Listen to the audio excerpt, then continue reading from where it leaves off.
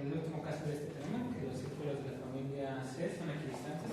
La familia C era justo la familia de círculos preservados por T, ¿no? Con T, me parece que en P es los R. Ok, nos faltaba únicamente el caso de elíptica. Exacto. De elíptica.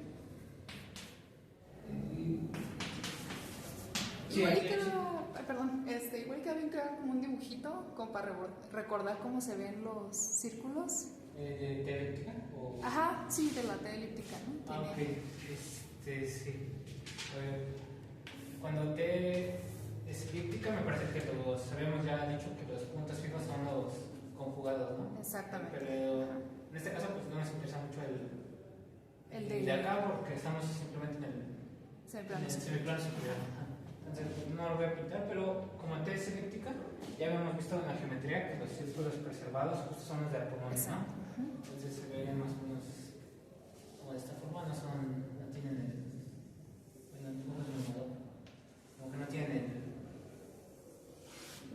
su centro no es este, ¿no? Ajá. Entonces, justo, bueno, aquí voy a argumentar que en todas las pruebas que habíamos hecho, siempre nos podíamos ir al caso canónico, ¿no? Tomando, como aquí ya lo dije, telíptico, entonces sus puntos fijos son un alfa y alfa conjugado. En los otros casos siempre tomábamos una FIT en lugar del caso canónico y siempre tomábamos justo esta, ¿no? Donde tenemos z menos un punto fijo entre z entre el otro punto fijo. Simplemente, bueno, aquí hay que ver que esta no funciona en este caso porque justo no preserva el plano superior. Exacto. El plano superior basta ver con el alfa, ¿no? Alfa lo manda al cero, simplemente que se hace cero, entonces ya se sale de aquí. Entonces ahí es conveniente utilizar el modelo del disco unitario, ¿no? Exacto. Entonces simplemente basta ver que esta aquí justo va a preservar, más bien no preserva, sino al plano superior, lo mandas al disco, ¿no? Eso es más o menos fácil de ver porque, por ejemplo, simplemente hay que hacer un análisis de las fronteras, ¿no? Aquí es la frontera del plano superior, es el eje real, y aquí en este caso si Z es real, entonces phi de Z,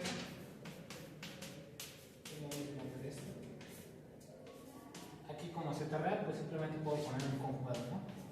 Ajá. Y tengo dos conjugados, entonces lo puedo hacer así. Y si calculamos la normal esta, pues simplemente es. Ajá. Esto siempre es uno, ¿no? Es decir, al todo el eje real, la phi lo va a mandar a la frontera del disco.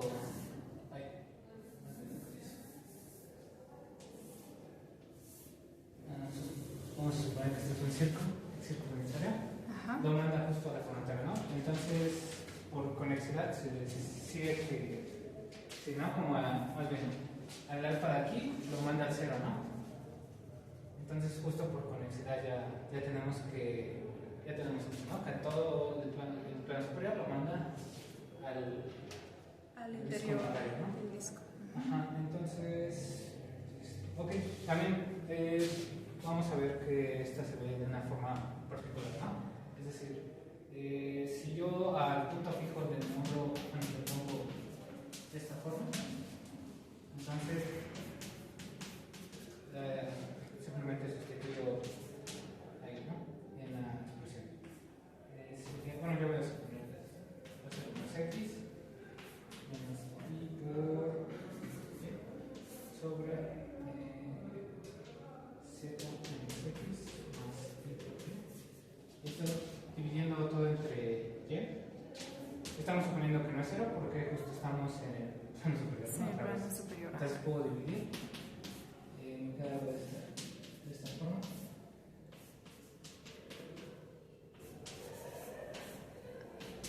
Y bueno, el chiste de esto es ver que como que aquí aparece la transformación de Cayley, ¿no? Que era justo la que habíamos construido para que fuera una isometría de plano superior con el disco, con el módulo del disco, ¿no?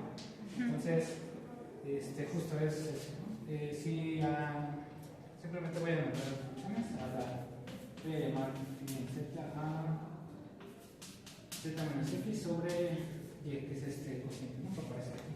Entonces vemos que phi se puede ver simplemente como la composición de la phi seguida de la de Kyle, ¿no?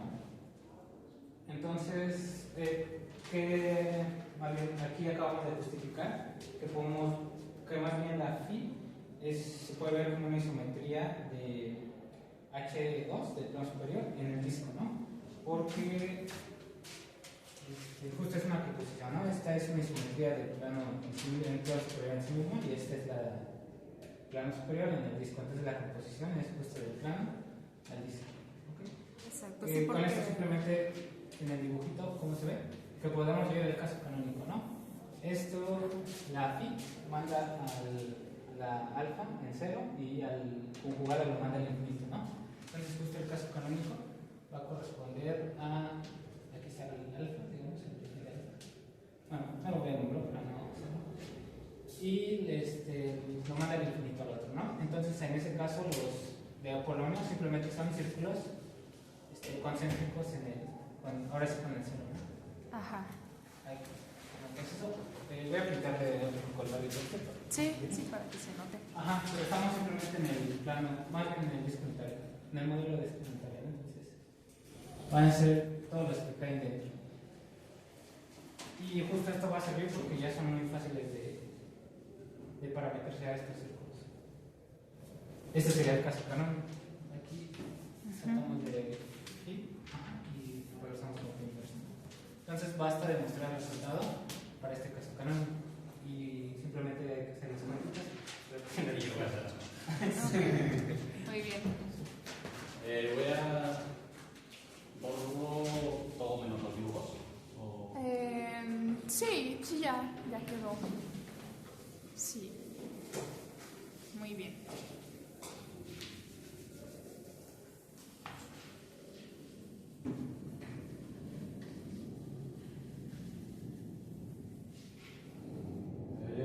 Y bueno, como dijo Uriel, pues nada, nos tenemos que fijar en dos círculos que estén centrados en el cero. Y entonces podemos llamar esos dos círculos. Igual ahorita nos puedes recordar que es equidistante, como para que se acuerden los demás. Queremos demostrar que para todo punto Z1 en uno de los círculos, que ahorita los voy a definir, que sean C1, Ajá. existe otro punto Z2 en el otro, tal que la distancia de C1 a C2 sea igual a la distancia de C1. Exacto, ¿no? Sí, que esta es la definición de que sean equidistantes. Y bueno, entonces ahora sí voy a definir lo que son C1 y C2. C1 lo podemos definir como. Pero los Z en los complejos, tales que su módulo sea R1 y C2 igual, pero que su módulo sea R2. Y bueno, entonces de aquí, si tomamos algún Z1 acá y otro Z2 acá, podemos ver que podemos escribir Z1 como R1 y θ. Y bueno, podría poner y Z2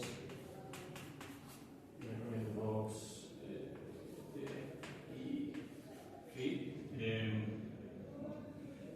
Y por el teorema 2.4.12 sabemos que para estas distancias hiperbólicas se cumple que el seno hiperbólico de un medio de la distancia de Z1 a Z2 tiene que ser igual a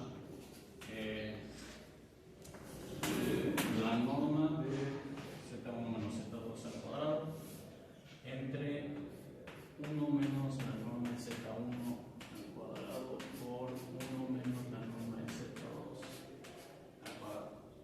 Y pues bueno, aquí ya nada más podemos reemplazar Z1 y Z2 con estas dos representaciones.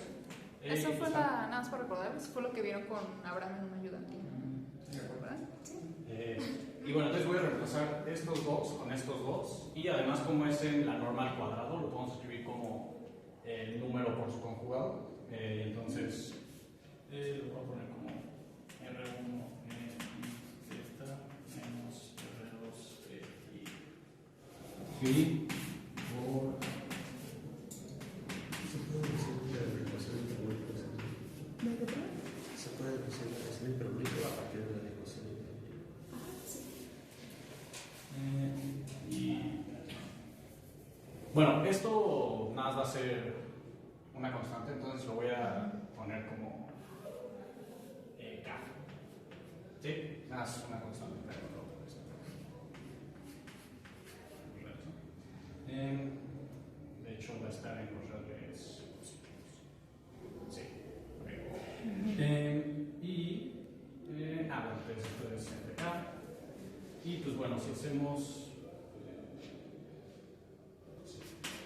esto acá, nos va a quedar R1 al cuadrado cuando multiplicamos estos, luego nos va a quedar con el R2 al cuadrado cuando vamos este por este,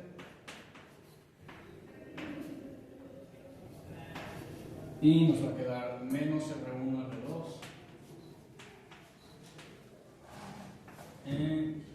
bueno, vamos en los patis, R1 al R2, y primero queda E y teta y menos R1 R2. Está E teta menos y R1 R2 E y phi menos teta. Todo está inventado. Y pues bueno, aquí esto lo pongo igual.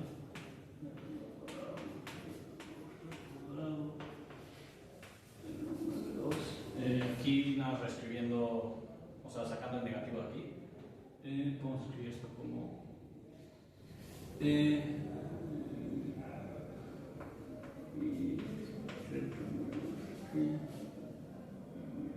más menos phi.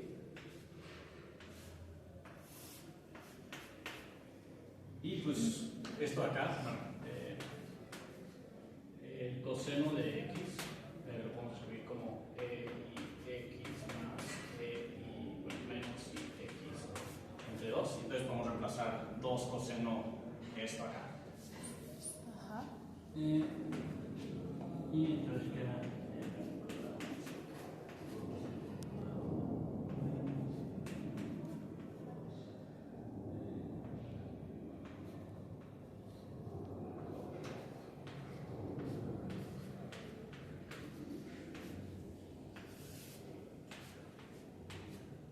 y pues bueno, lo que queremos ver es que esto de aquí se minimiza, bueno, alcanza su ínfimo, bueno, ¿en qué momento?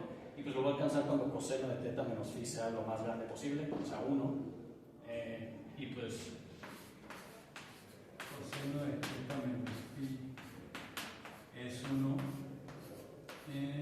cuando teta menos phi es igual a, bueno, 0. Esto es lo que es congruente aquí a módulo 2pi, aunque pues, supongo que podría haber tomado un test de phi como entre 0 y 2pi desde el principio, divito esto, ¿no? Sí. Bueno, pues entonces digamos que lo tomé así.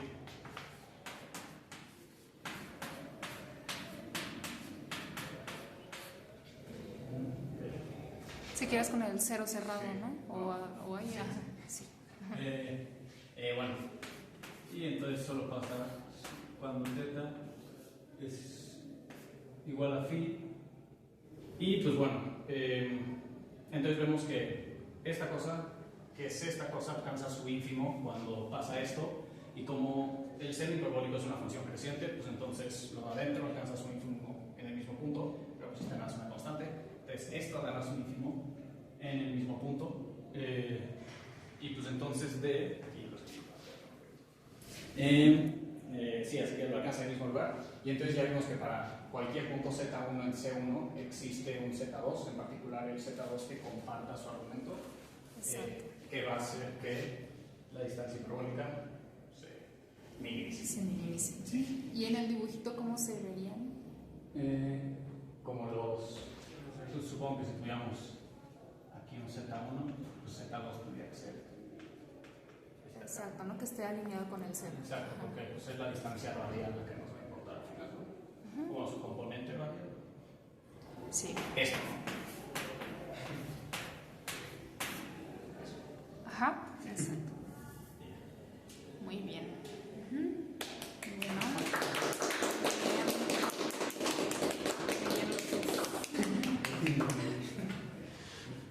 Vale, vale.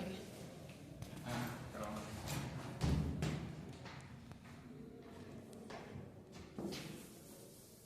Vale, gracias. ¿Tienen alguna duda? ¿No? ¿Sí quedó claro? Sí. Es que aquí este caso era distinto porque la phi no está en PCL2R, ¿no? Como dijo Uriel, porque los puntos fijos son conjugados. Entonces z menos alfa entre z menos alfa conjugado no está en PCL2R. Entonces no es isometría hiperbólica del modelo del semiplano superior en sí mismo, pero sí es isometría hiperbólica del modelo del semiplano superior en el disco de Poincare. Entonces por eso se trabaja en el disco de Poincare. Muy bien. Bueno, vamos a seguir con lo que andábamos.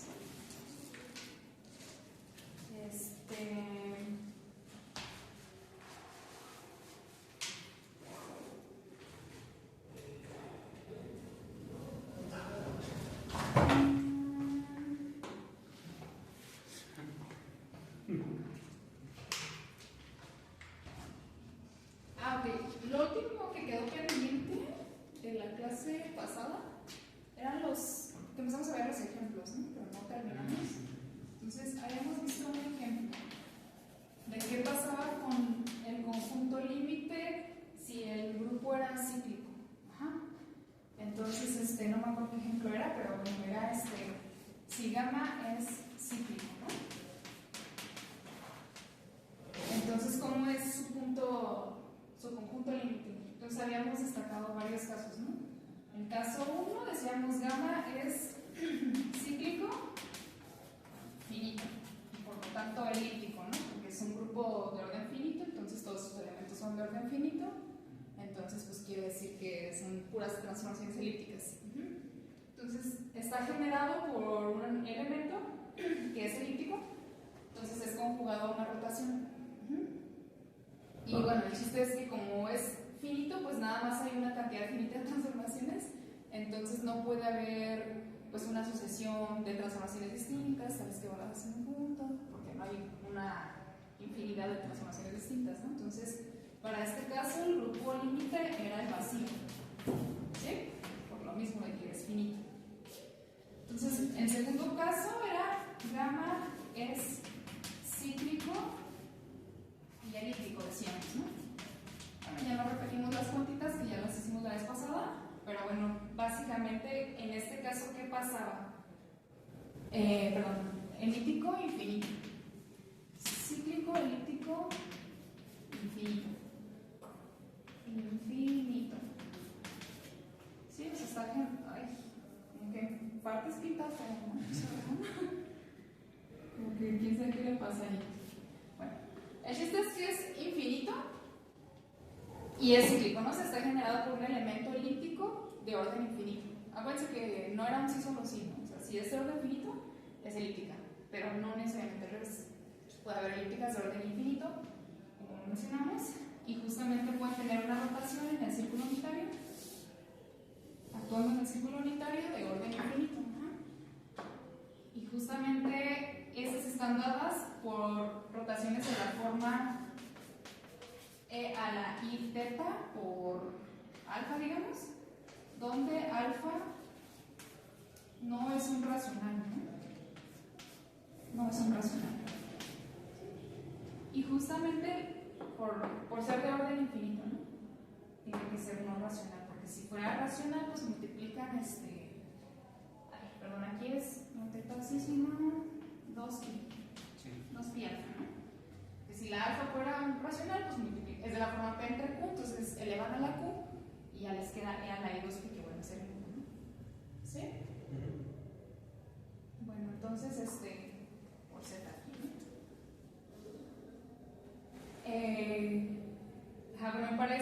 entonces, ¿cómo le hacíamos? Pues lo único que veíamos era justo que si teníamos las transformaciones de la forma, las TNs, o sea, esta sería como que la T que genera todo, y la TN pues sería, ¿quién era? Pues era la I2pi alfa por N, ¿no? Entonces, estas son distintas 2 a 2, ¿no? O sea, si la N lo van cambiando, estas tienen que ir siendo distintas cada vez. Porque si no llegaban a que justamente si TN era igual a TN, entonces este número era tal que pasaban la E que estaba del otro lado dividiendo, entonces quedaba como que era la I2pi por alfa por N menos M. Les queda al final que la alfa es racional, contradicción, ¿no? Entonces, estas son distintas y tienen que son una infinidad, ¿no? Porque el orden es infinito. Entonces, tienen un conjunto infinito en un compacto, por lo tanto tienen un punto de acumulación, digamos, era el punto de acumulación, era la infi. Ajá. Entonces ahí teníamos cosas que se aproximaban acá, por ese punto de acumulación, que se veían de esta forma, ¿no? De la forma E a la, o sea, la I, 2pi, alfa, N. Ajá. Entonces, aquí pueden tomar una sucesión que sea creciente o decreciente, no importa, pero bueno, el chiste es que sea así, NK, así que NK creciente, ¿no? Y entonces, esto les queda que tiende al punto de acumulación que era la infi, ¿vale? Entonces, multiplicar por E a la menos infi es continuo, entonces pues simplemente nos quedaba que cuando hacían esto, 2pi alfa mk e a la menos infi, esto tiende al 1, pero bueno, igual multiplicar por algún complejo dado, pues es también continuo, entonces pasa esto. Y esto de acá justamente es como la TNK, aquí era a la N, ¿sí? Superíndice, no subíndice. TNK evaluada en E a la menos I phi z, y están diciendo que esto tiende a z, donde estas son distintas todas. Entonces, este es, bueno, cualquier z del complejo, cualquiera, es punto límite. Ajá. Entonces habíamos dicho que por lo tanto el conjunto límite de gamma era todo C. ¿Sí? Bueno, el conjunto límite del grupo conjugado al grupo a gamma, ¿no? Pero habíamos visto esta proposición que el límite del conjugado es igual a phi del límite. ¿Sí? Entonces ya se tiene eso. O sea, en este caso gamma no es discontinuo, porque el ser discontinuo era que no cubriera todo C extendido, pero aquí sí lo está cubriendo, entonces pues no es discontinuo. Entonces falta un caso, ¿no? Este es cíclico finito, el otro caso es cíclico infinito y elíptico, y el otro caso pues es cíclico gamma, cíclico infinito, no elíptico. Cuando decimos no elíptico, pues aquí nos referíamos a que el generador era elíptico, y cuando decimos no elíptico, pues es que el generador no es elíptico. ¿Vale? Entonces, ¿qué pasa en este caso? ¿Cómo va a tener que ser el conjunto límite? Entonces, la T, vamos a ponerle el nombre. Gamma es generado por T, donde T es parabólica, hiperbólica o loxodrómica. Ajá. Vamos a ponerle un nombre también al f de T, ¿no? Al conjunto de puntos fijos. Que sea alfa, si T es parabólica, o que sea f de T, los puntos fijos alfa, beta, si T no es parabólica. ¿Sí? Bueno, entonces, ¿qué pasa, por ejemplo, si si T es parabólica, entonces, ¿cuál es el conjunto límite del grupo?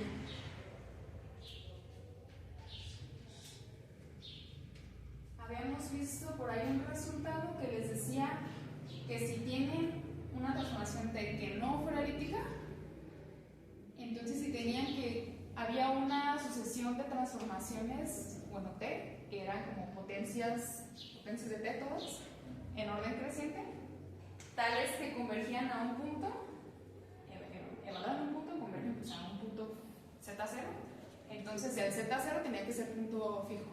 Ajá. Entonces, pues usan ese, ¿no? Para esto. ¿Sí? Porque aquí estamos viendo que la T no es elíptica.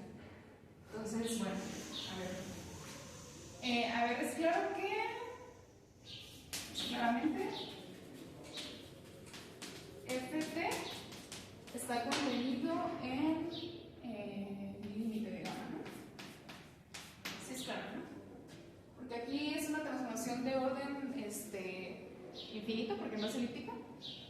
Entonces, si tienen un punto fijo, pues es un punto fijo de todas las de esta cosa. Entonces, pues en cualquier sucesión que se tomen ahí, de transformaciones distintas, Tn de alfa pues va a ser igual a alfa. Converge a alfa, realmente. No, porque pues es el punto fijo. Ajá. Con Tn distinto de Tn. Ajá. Sí, claramente esto, ya que pasa esto, ¿no? ¿Sí? Lo mismo con la beta, ¿no? En dado caso, si no es parabólica. Y bueno, ¿cómo ven entonces la otra implicación? Pues con lo que acabamos de decir, ¿no? Entonces, si Z0 es un punto límite de gamma, quiere decir que existen transformaciones, una infinidad, distintas 2 a 2, tales que evalúan algún punto W, eso tiende a Z0. Pero bueno, el chiste es que se puede tomar una subsucesión de esa que vaya siendo creciente, ¿vale? En las potencias de T. ¿Sí? Entonces existe Sn, una sucesión de transformaciones, todas contenidas en el grupo, y existe también, bueno, aquí otra vez distintas, siempre se me olvida, pero eso sí es importante, ¿no? Y existe una, vamos a poner W en C extendido, tal que Sn de W tiende a Z0, ¿no? Por definición de punto límite, eso quiere decir. Pero bueno, entonces las SNs son en el grupo gamma, ¿no? O sea, son del generado de T, entonces son algunas potencias de T. Pero pueden tomar las SNs que sean potencias positivas de la T o negativas, en algún caso deben de estar. ¿Sí?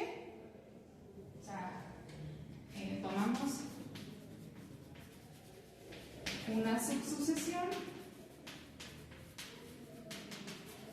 de SNKs tales que se vean de la forma T a la NK o bien SNK es igual a T inversa a la NK. ¿Sí? Porque tienen una infinidad de transformaciones que todas son potencias de la T, entonces pues, como es una sucesión, hay una infinidad de potencias positivas o una infinidad de potencias negativas, ¿no? Que si no hubiera, pues sería una cantidad finita y incluso una infinidad, ¿no?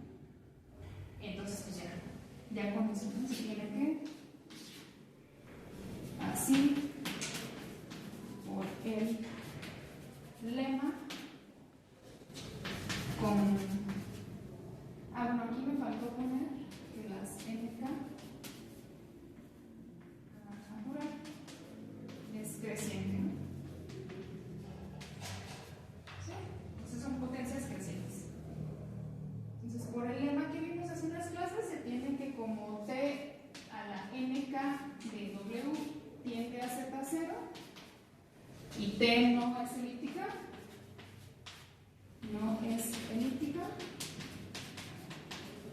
entonces, ya no cabe, Z0 es un punto fijo, ¿no? Como lo habíamos visto. ¿Sí? Ya, ¿no? Entonces eso quiere da la igualdad. Entonces, en este caso, se tiene que el conjunto límite es el conjunto de puntos fijos de la red. Sí, o sea, nada más es un punto si es parabólica y son todos los puntos fijos si es hiperbólica o isóbarica. ¿Vale? ¿Dudas con eso? Todo bien. Vamos a ver un teorema más que nos va a servir para la clase siguiente, yo creo, porque ya no da tiempo.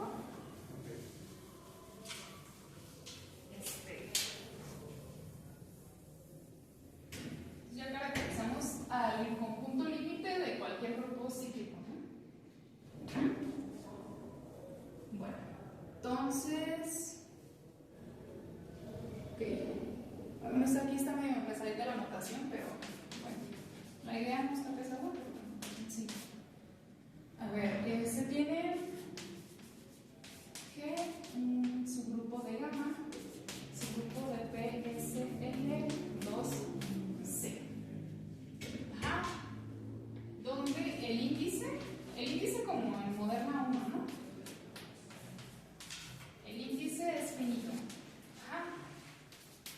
Entonces, el conjunto límite del grupo G es igual al conjunto límite de gamma. ¿Vale? Entonces, ¿se acuerdan qué era el índice de un subgrupo? ¿No? El índice de un subgrupo, o sea, en Moderna 1, ven que el índice de un subgrupo se define como la cardinalidad del cociente de G con el subgrupo. ¿Sí? O sea, la cardinalidad de la cantidad de clases laterales que hay, que son las mismas clases laterales derechas que y la misma cantidad de clases laterales izquierdas. Ajá. Entonces, esa es la hipótesis, ¿no? Que este cociente es finito. Y además, las clases laterales les forman una partición del grupo, ¿vale? O sea, en este caso, vamos a poner eso, ¿no? Gamma se expresa como unión ajena de sus clases laterales, de las clases laterales, vamos a elegir un lado, ¿no? Derechas, digamos, derechas de la G. Ajá, entonces, gamma se ve como la unión de algunas clases laterales derechas, y las clases laterales son como G multiplicadas, o sea, por algunos representantes, ¿no? Vamos a ponerle T sub J, donde J hay una cantidad finita, ¿no? Por lo que acabamos de decir. Entonces es de J igual a 1 hasta N. ¿Por qué se tiene que son así? O sea, porque son disjuntas. Si se acuerdan de Moderna 1, ¿por qué son disjuntas las clases laterales?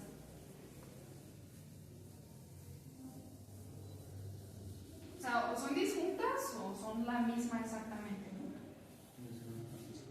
¿Manda? Induce una partición.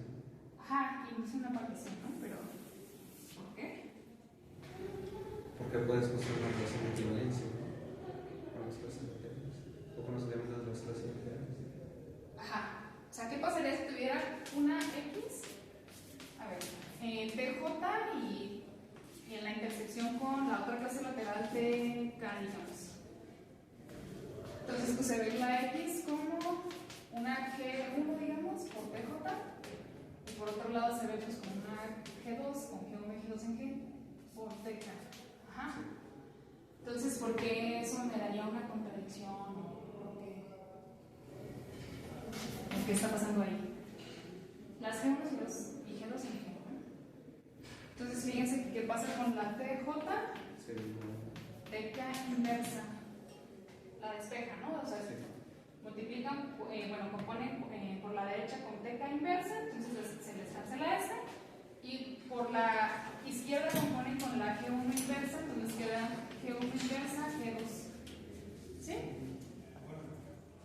Y entonces, ¿eso dónde está? Pues eso está en G, ¿no? Porque eran cosas de G. G1 y G2. Entonces, TJ y TK están en G. TJ, TK inversa está en G.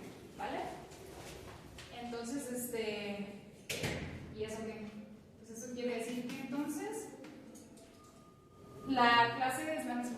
¿Sí? O sea, GTJ es igual a GTJ. ¿Sí? ¿Sí se acuerdan de modelo? Bueno, nada más para, digo, es una corta pregunta, ¿no? Nada más para que se acuerden que estos son 10 puntos. Vale, entonces vamos a imaginarnos que tienen el conjunto, bueno, el grupo ahí, ¿no? El grupo gamma. Tienen aquí pues una partición en clases laterales derechas. ¿Sí? Sí, aquí está la GT1, GT2, etc., ¿no? Así, por ahí está la GT, ya, algo así, ¿no? Entonces, bueno, ¿eso qué? A ver, queremos probar esto, ¿no? Volviendo a lo que queríamos. Entonces, hay una contención que es muy trivial. ¿Cuál es la más trivial?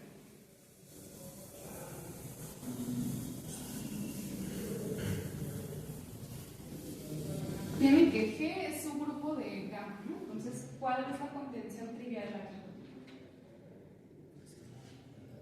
De izquierda a derecha, ¿no? Exactamente. Ajá. Sí, ¿no? Porque como G es un grupo de G, pues entonces, si le toman un punto acá, Z0, se ve como el límite de algunas transformaciones en G evaluadas en un punto, ¿no? Pero bueno, si son transformaciones en G, pues en particular son transformaciones en L, en gamma, perdón. Entonces, pues se ve como límite de transformaciones distintas acá. Entonces, es un punto límite de este grupo también. Entonces, trivialmente, este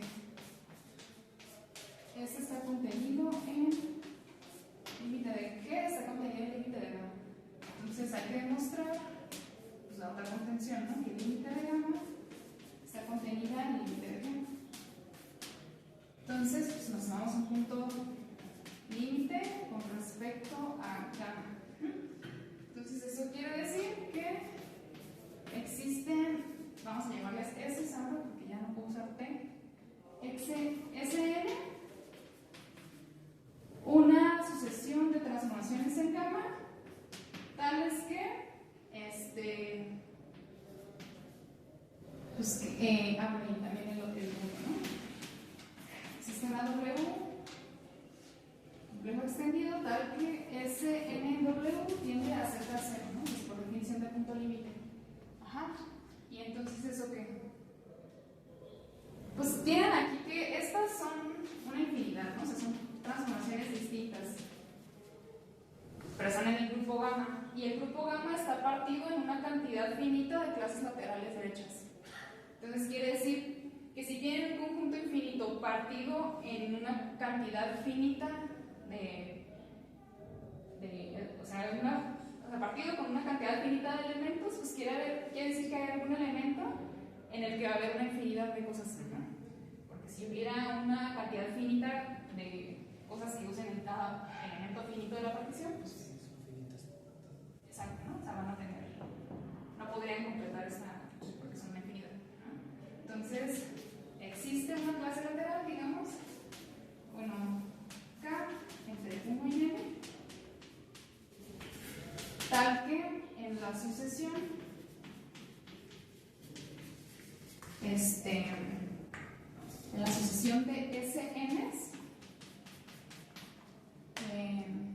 se tiene que SNK pertenece a la clase lateral GTK para una infinidad de NKs, ¿no? ¿Sí? ¿Sí que le razón? Sí. Entonces, pues ya tienen eso. Entonces, ¿qué pasa? ¿Cómo ven que ese punto Z0 es punto límite con respecto a G?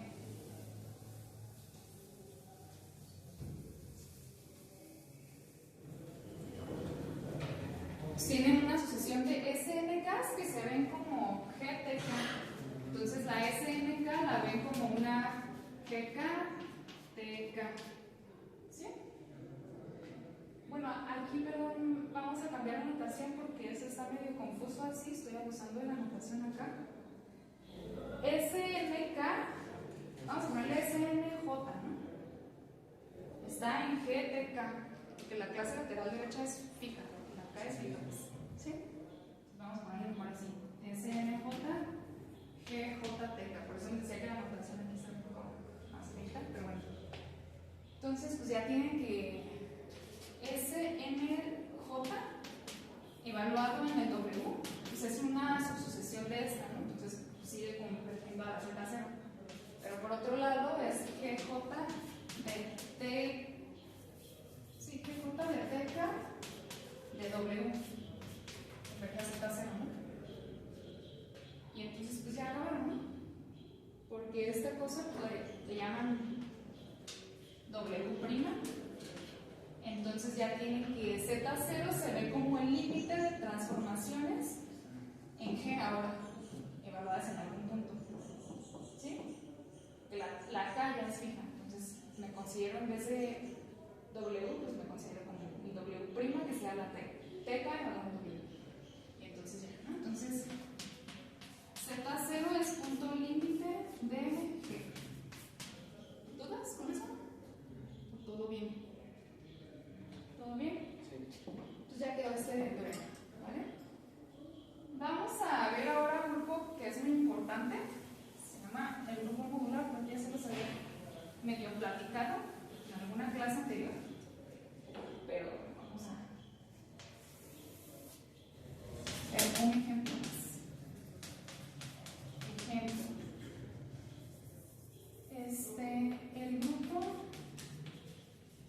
modular es un grupo de matrices, pero bueno, a las transformaciones de medios inducidas por ese grupo de matrices, pues, también se le llama grupo modular, ¿no? Entonces es SL2Z, se le anota. Y bueno, pues como ya se imaginan, ¿no? O sea, son las matrices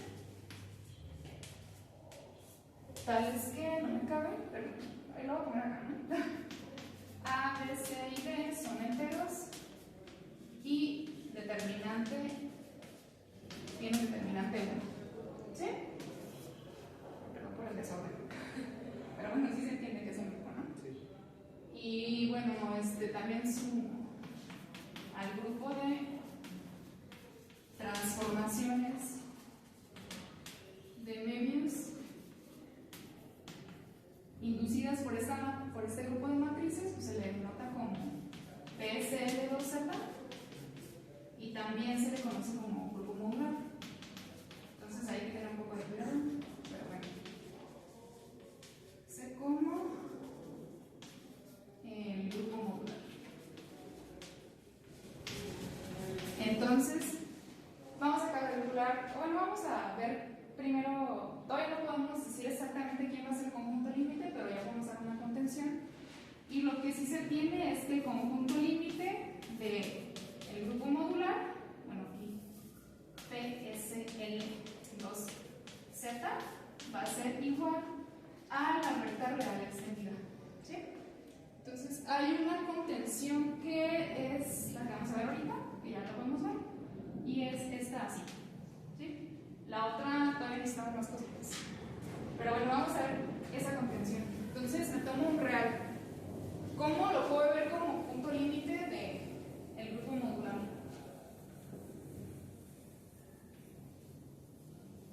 Está bonito eso porque vean que si se toma, que vamos a demostrar, ¿no? Demostrar esta contención. Entonces, toman Z0 en la recta real extendida. Bueno, tienen un caso, ¿no? En el que Z0 pues es infinito. ¿Cómo ven al infinito como un límite en transformaciones de aquí? Si Z0 es infinito, entonces, ¿cómo se ve como límite de quién es? ¿Cómo? Como de parabólicas. Ajá, por ejemplo, ¿cuál parabólica? La como canónica. Z más 1, ¿no? Ajá, exacto, ¿no? Entonces, T de Z más 1 es tal que es un elemento del grupo modular, ¿sí? Y pues sí, ¿no? T de... Aquí, bueno, obviamente así, ¿no? T de infinito es el infinito, que pues obviamente tiende a infinito, ¿no? Digo, es una bobada, pero... Entonces, si Z0 no es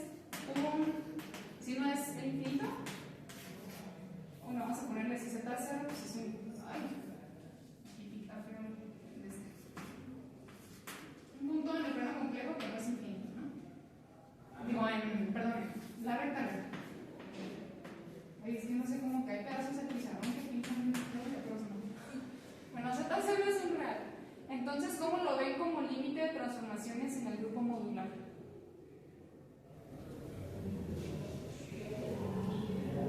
Tiene algo que ver con que SL2R fíjense en el plano superior y ese es un subgrupo de C. A ver si es un grupo de hecho.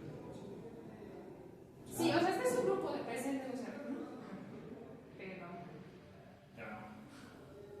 Ajá, pues aquí nada más saben por superior, o sea, no sé dónde se ve eso, pero saben que todo real se puede aproximar por racionales, ¿no? Entonces existe Bn entre Dn, una sucesión de racionales que podemos llamar así, y de una vez pueden asumir que son primos relativos, ¿no? O sea, que ya esto ya viene simplificado, ¿no? Y tal es que Bn entre Dn tienda a, o sea, es real. Ajá. Entonces, como están asumiendo esto,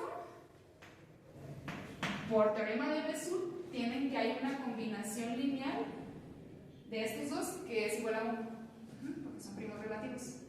Entonces, por lo tanto, existe AN y CN, vamos a llamarle, dos enteros, tales que me dan una combinación lineal de Bn y Dn que es igual a 1. Y pues lo puedo poner así, ¿no? Mañosamente para que me un determinante igual a 1.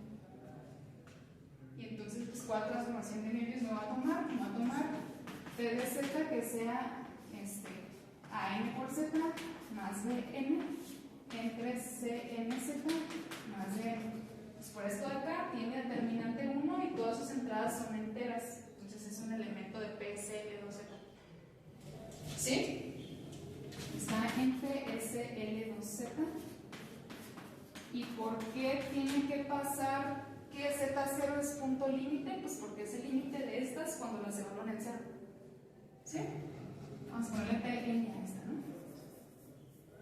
Tn, cuando las evalúan en cero, les da Bn entre Dn, que esto tiende a Z0. Entonces ya encontraron una sucesión de transformaciones distintas y un punto tal que al evaluarlas ahí convergen al punto Z0. Entonces eso quiere decir que por lo tanto Z0 es un punto límite del grupo modular. ¿Sí quedó claro esto? Entonces vean que aquí es una materia donde se usan, digo, eso no fue mucho, pero pues cositas de teoría de números. Varias materias, ¿no? Análisis, geometría, álgebra. Pues como que aquí todo está ahí conviviendo. ¿Vale? Bueno, ¿dudas? La otra contención la vemos ya que veamos grupos gaussianos porque necesitamos un poco más de cosas. Pero bueno, si ya no tienen dudas, pues hasta ahí le dejamos por hoy. ¿Sí? La clase pasada nos había dicho que mostrábamos algo, nos dabas un punto. Sí. ¿Qué era lo que nos había dicho? Que si tienen una rotación que es de la forma e a la i 2pi por alfa con alfa irracional por z, entonces esa rotación pues actúa en el círculo unitario, ¿no? Se toma la órbita de cualquier punto, de 1 por ejemplo, y esa órbita es densa en el círculo unitario. ¿Sí? En cualquier abierto del círculo unitario pueden encontrar puntos de la forma e a la i 2pi alfa por n. Siempre, ¿no? Cualquier abierto. Entonces, eso. Nos vemos. Era eso. Esto lo hace como